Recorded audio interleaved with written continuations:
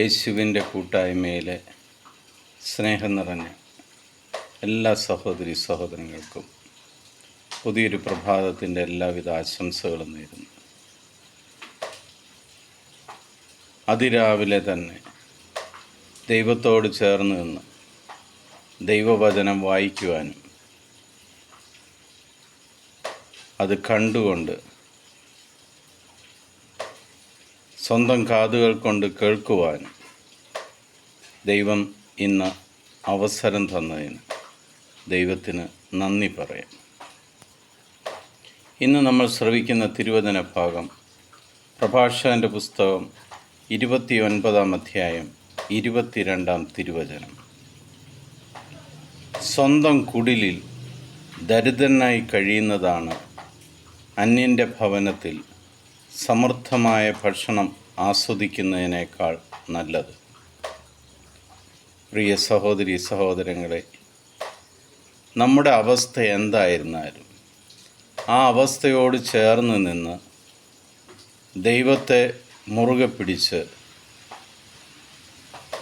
നമ്മുടെ ഭവനത്തിൽ തന്നെ കഴിയുമ്പോൾ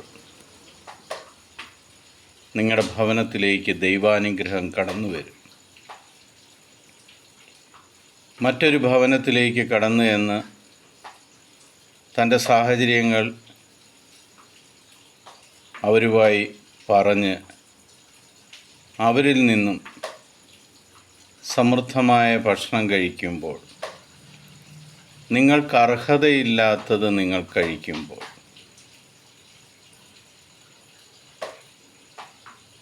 അവിടെ നിങ്ങൾ പിന്നീട് നിന്ദിക്കപ്പെടും. അതുകൊണ്ടാണ് ദൈവം പറയുന്നത്, ദൈവത്തിനറിയാം ഒരു മനുഷ്യന് ജലം, ആഹാരം, വസ്ത്രം എന്നിവ ആവശ്യമാണെന്ന്. നീ ഇന്ന് പട്ടിണിയാണ് എന്ന് ദൈവം മനസ്സിലാക്കിയാൽ ആ പട്ടിണി മാറ്റാനുള്ളതെല്ലാം ദൈവം നിനക്ക് വേണ്ടി ഒരുക്കിത്തരും. ആ ദൈവത്തിൽ വിശ്വസിച്ച്, ആ ദൈവത്തിൽ ആശ്രയിച്ച് നമ്മൾ ശാന്തമായി ഇരുന്നാൽ മാത്രം മതി. പിതാവായ ദൈവത്തിൻ്റെയും പുത്രനായ യേശു ക്രിസ്തുവിൻ്റെയും പരിശുദ്ധാത്മാവിൻ്റെയും കൃപയും അനുഗ്രഹവും സമൃദ്ധമായിട്ട് നിങ്ങളുടെ മേലുണ്ടായിരിക്കട്ടെ. നിങ്ങളുടെ അവസ്ഥ എന്തായിരുന്നാലും അതിന്ന് യേശുവിൻ്റെ നാമത്തിൽ ആ അവസ്ഥ സമൃദ്ധിയുള്ളതായിട്ട്, എല്ലാ ഞെരുക്കങ്ങളും മാറി ദൈവം നിങ്ങൾക്ക് സമൃദ്ധമായ അനുഗ്രഹം തരുന്നത് നിങ്ങൾക്കിന്ന് കാണുവാൻ സാധിക്കും. ഈശോ മിശിഹായ്ക്ക് സ്തുതിയായിരിക്കട്ടെ.